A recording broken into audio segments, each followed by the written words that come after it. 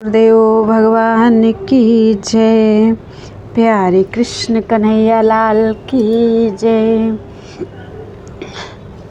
श्री वराह पुराण 13वां अध्याय। पितरों का परिचय, श्राद्ध के समय का निरूपण तथा पितृगीत। पृथ्वी ने पूछा, प्रभु, मुनिवर गौरमुख ने भगवान श्रीहरि के अद्भुत कर्म को देखकर फिर क्या किया? भगवान वराह कहते हैं, पृथ्वी, भगवान श्रीहरि ने निमेष मात्र में ही वह सब अद्भुत कर्म दिखाया था। उसे देखकर मुनिश्रेष्ठ गौरमुख ने भी नैमिषारण्य क्षेत्र में जाकर जगदीश्वर श्रीहरि की आराधना आरंभ कर दी। उस क्षेत्र में प्रभास नाम से प्रसिद्ध एक तीर्थ है।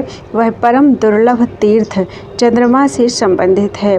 तीर्थ के विशेषज्ञों का कहना है कि वहाँ के स्वामी भगवान श्रीहरि दैत्यों का संहार करने वाले दैत्यशूदन नाम से सदा विराजते हैं। मुनि की चित्तवृत्ति उन प्रभु की आराधना में स्थिर हो गई। अभी वे उन भगवान नारायण की उपासना कर ही रहे थे। इतने में परम योगी मार्कंडेय जी वहाँ आ गए। उन्हें अतिथि के रूप में प्राप्त कर गौरमुख ने दूर से ही बड़े हर्ष के साथ भक्तिपूर्वक उनकी पाद्य एवं अर्घ्य आदि से पूजा आरंभ की। उन प्रतापी मुनि को कुश के आसन पर विराजित कर गौरमुख ने सविनय पूछा, महाव्रती मुनि श्रेष्ठ, मुझे पितरों एवं श्राद्ध तत्व का उपदेश करें। गौरमुख के यूं पूछने पर महान तपस्वी द्विजवर मार्कंडेय जी बड़े मीठे स्वर में उनसे कहने लगे। मार्कंडेय जी बोले, मुने, भगवान नारायण समस्त देवताओं के आदि प्रवर्तक एवं गुरु हैं। उन्हीं से ब्रह्मा प्रकट हुए हैं और उन ब्रह्मा जी ने फिर 7 मुनियों की सृष्टि की है। मुनियों की रचना करके ब्रह्मा जी ने उनसे कहा, तुम मेरी उपासना करो। सुनते हैं उन लोगों ने स्वयं अपनी ही पूजा कर ली। अपने पुत्रों द्वारा इस प्रकार कर्म विकृति देखकर ब्रह्मा जी ने उन्हें शाप दे दिया। तुम लोगों ने ज्ञानाभिमान से मेरी जगह अपनी पूजा कर विपरीत आचरण किया है, अतः तुम्हारा ज्ञान नष्ट हो जाएगा। इस प्रकार शापग्रस्त हो जाने पर उन सभी ब्रह्मपुत्रों ने अपने वंश के प्रवर्तक पुत्रों को उत्पन्न किया और फिर स्वयं स्वर्गलोक चले गए। उन ब्रह्मवादी मुनियों के परलोकवासी होने पर उनके पुत्रों ने विधिपूर्वक श्राद्ध करके उन्हें तृप्त किया। उन पितरों की वैमानिक संज्ञा है, वे सभी ब्रह्मा जी के मन से प्रकट हुए हैं। पुत्र मंत्र का उच्चारण करके पिंडदान करता है, यह देखते हुए वे वहाँ निवास करते हैं। गौरमुख ने पूछा, ब्राह्मण जितने पितर हैं और उनके श्राद्ध का जो समय है वह मैं जानना चाहता हूँ, तथा उस लोक में रहने वाले पितरों के गण कितने हैं, यह सब भी मुझे बताने की कृपा करें। मार्कंडेय जी कहने लगे, द्विजवर, देवताओं के लिए सोम रस की वृद्धि करने वाले कुछ स्वर्ग निवासी पितर मरीचि आदि नामों से विख्यात हैं। उन श्रेष्ठ पितरों में 4 को मूर्त और 3 को अमूर्त कहा गया है। इस प्रकार उनकी संख्या 7 है। उनके रहने वाले लोक को तथा उनके स्वभाव को बताता हूँ, सुनो। संतानक नामक लोकों में भास्वर नामक पितृगण निवास करते हैं, जो देवताओं के उपास्य हैं। ये सभी ब्रह्मवादी हैं। ब्रह्मलोक से अलग होकर ये नित्य लोकों में निवास करते हैं। 100 युग व्यतीत हो जाने पर इनका पुनः प्रादुर्भाव होता है। उस समय अपनी पूर्व स्थिति का स्मरण होने पर सर्वोत्तम योग का चिंतन करके परम पवित्र योग संबंधी अनिवृत्ति लक्षण मोक्ष को भी प्राप्त कर लेंगे। ये सभी पितर श्राद्ध में योगियों के योग द्वारा तृप्त किए जाने पर योगी पुरुषों के हृदयों में पुनः योग की वृद्धि करते हैं, क्योंकि भगवत भक्त के भक्ति योग से इन्हें बड़ा संतोष होता है। अतएव योगीवर भगवान को अपना सर्वस्व अर्पण करने वाले योगी पुरुष को श्राद्ध की वस्तुएं देनी चाहिए। सोमरस पीने वाले सोमप पितरों का यह प्रधान प्रथम सर्ग है। ये पितर उत्तम वर्ण वाले ब्राह्मण हैं। सबका एक एक शरीर है। ये स्वर्ग लोक में रहते हैं। भूलोक के निवासी इनकी पूजा करते हैं। कल्प पर्यंत जीवी मरीचि आदि पितर ब्रह्मा जी के पुत्र हैं। वे अपने परिवारों के साथ मरुतों की उपासना करते हैं। मरुदगण उनके उपास्य हैं। सनक आदि तपस्वी बैराज नामक पितृगण उन मरुदगणों के भी पूज्य हैं। बैराज संज्ञक पितरों के गण की संख्या 7 कही जाती है। यह पितरों की संतान का परिचय हुआ। भिन्न भिन्न वर्ण वाले सभी लोग उन पितरों की पूजा कर सकते हैं। यह नियम है। ब्राह्मण, क्षत्रिय एवं वैश्य इन तीनों वर्णों से अनुमति पाकर द्विजेतर भी उक्त सभी पितरों की पूजा कर सकता है। उसके पितर इन पितृगणों से भिन्न हैं। ब्राह्मण पितरों में भी मुक्त और चेतनक दो प्रकार के पितर नहीं देखे जाते हैं। विशिष्ट शास्त्रों को देखने, पुराणों का अवलोकन करने तथा ऋषियों के बनाए हुए शास्त्रों का अध्ययन करने से अपने पूज्य पितरों का परिचय प्राप्त कर लेना चाहिए। सृष्टि रचने के समय ही फिर ब्रह्मा जी को स्मृति प्राप्त हुई, तब उन्हें पूर्व पुत्रों का स्मरण हुआ। वे पुत्र तो ज्ञान के प्रभाव से परम पद को प्राप्त हो गए हैं, यह बात उन्हें विदित हो गई। वसु आदि के कश्यप आदि, ब्राह्मण आदि वर्णों के वसु आदि और गंधर्व प्रभृति पितर हैं, यह बात साधारण रूप से समझ लेनी चाहिए। इसमें कोई अन्यथा विचार नहीं है। मुनिवर, यह पितरों की सृष्टि का प्रसंग है। प्रकरण बस तुम्हारे सामने इसका वर्णन कर दिया। वैसे यदि करोड़ वर्षों तक इसे कहा जाए तो भी इसके विस्तृत प्रसंग का अंत नहीं दिखता।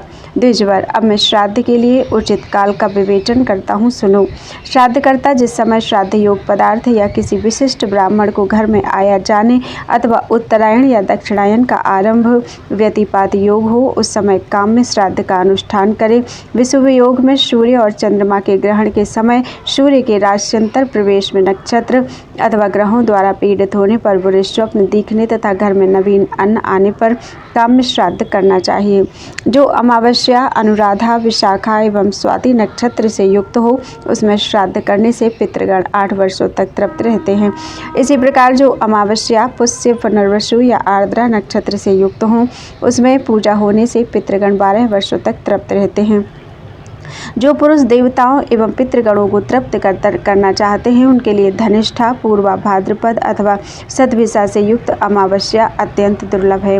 ब्राह्मण श्रेष्ठ, जब अमावस्या इन उपर्युक्त 9 नक्षत्रों से युक्त होती है, उस समय किया हुआ श्राद्ध पितृगण को अक्षय तृप्ति कारक होता है। वैशाख मास के शुक्ल पक्ष की तृतीया, कार्तिक के शुक्ल पक्ष की नवमी, भाद्रपद के कृष्ण पक्ष की त्रयोदशी, माघ मास की अमावस्या, चंद्रमा तथा सूर्य के ग्रहण के समय तथा चारों अष्टकाओं में अथवा उत्तरायण या दक्षिणायन के आरंभ के समय जो मनुष्य एकाग्र चित्त से पितरों को तिल मिश्रित जल भी दान कर देता है, वह मानो सहस्र वर्षों के लिए श्राद्ध कर देता है।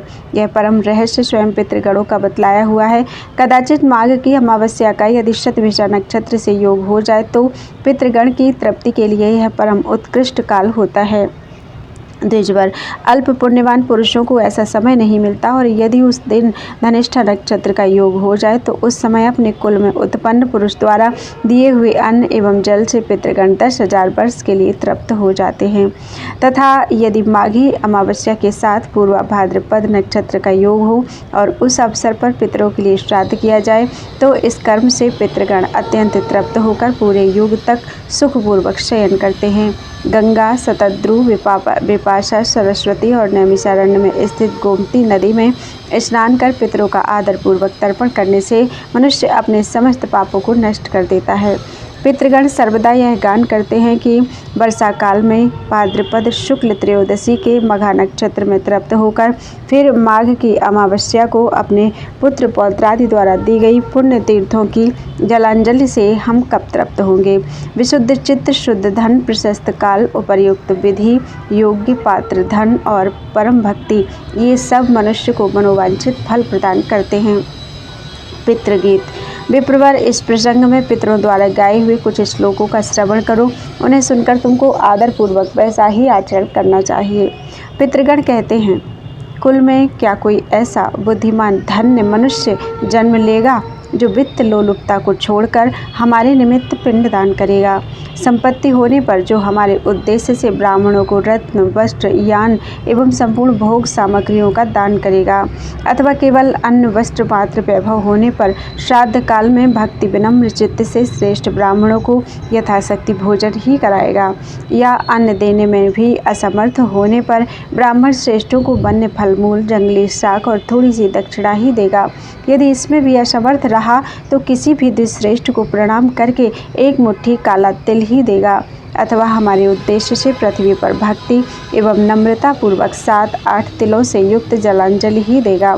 यदि इसका भी अभाव होगा तो कहीं न कहीं से एक दिन का चारा लाकर प्रीति और श्रद्धापूर्वक हमारे उद्देश्य से गौ को खिलाया तथा इन सभी वस्तुओं का अभाव होने पर वन में जाकर अपने कक्ष मूल बगल को दिखाता हुआ सूर्य आदि दिक्पालों से उच्च स्वर से यह कहेगा, न मेस्ति वित्तं न धनं च चान्य श्राद्धस्य योग्यं, न मेस्ति वित्तं न धनं न चान्यत् श्राद्धस्य योग्यं, स्वपितरन्न तोष्मि तृप्यन्तु भक्त्या पितरो मयैतौ भुजौ ततौ वर्तमनि मारुतस्य। मेरे पास श्राद्ध कर्म के योग्य न धन संपत्ति है और न कोई अन्य सामग्री, अतः मैं अपने पितरों को प्रणाम करता हूँ वे मेरी भक्ति से ही तृप्ति लाभ करें। मैंने अपनी दोनों बाहें आकाश में उठा रखी हैं। द्विजोत्तम, धन के होने अथवा न होने की अवस्था में पितरों ने इस प्रकार की विधियाँ बतलाई हैं। जो पुरुष इसके अनुसार आचरण करता है उसके द्वारा श्राद्ध समुचित रूप से ही संपन्न माना जाता है। बोलो वृंदावन बिहारी लाल की जय। त्वदीयं वस्तु गोविंदम तुभ्यमेव समर्पये, तेन त्वदङ्घ्रि कमले रतिं मे यच्छ शाश्वतीम्।